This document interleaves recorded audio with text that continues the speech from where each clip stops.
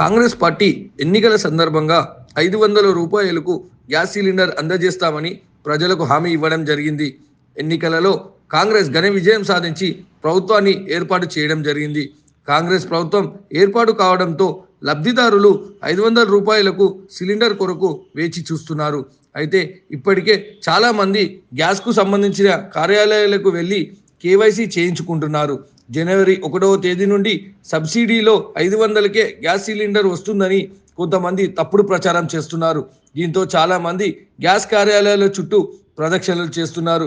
KYC చేసుకున్నంత మాత్రాన 500కు cylinder రాదు అని, ఇంకా మాకు ఎలాంటి మార్గదర్శకాలు రాలేదని గ్యాస్ సిలిండర్ కార్యాలయ సిబ్బంది తెలియజేస్తున్నారు.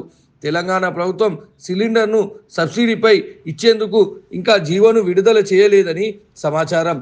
తొందరలోనే జీవో విడుదల చేసి కేంద్ర ప్రభుత్వంతో చర్చలు జరిపి ఇప్పటి నుండి సబ్సిడీ ఇవ్వాలన్న నిర్ణయాన్ని ప్రకటిస్తారు. ప్రభుత్వం తప్పకుండా 500 రూపాయలకు గ్యాస్ సిలిండర్ ఇస్తుందని, అప్పటి వరకు తొందరపడొద్దని ప్రభుత్వ అధికారులు సూచిస్తున్నారు.